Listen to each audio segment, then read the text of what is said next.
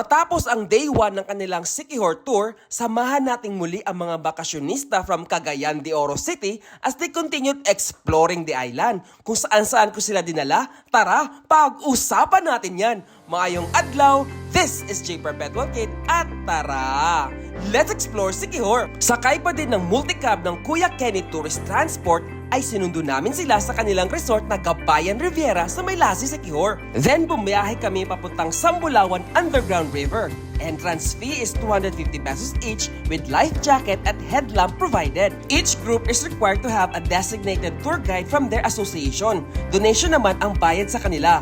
Please take note na sila po ang kasama nyo mag-explore sa cave. They are also your official photographer at videographer. Siya nga pala, may parts na mababaw lang kaya pwedeng lakarin at may malalim kaya need lumangoy at mag-float. Nag-enjoy sila dito kaya inabot ng 1.5 oras silang nasa loob.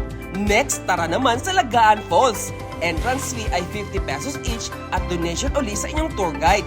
Sila po ang kukuha ng mga pictures at videos habang kayo ay nagsaslide sa waterfalls o nasa loob ng mini cave. At dahil gutom na kami, dumiretso na agad sa Balete Bistro for lunch.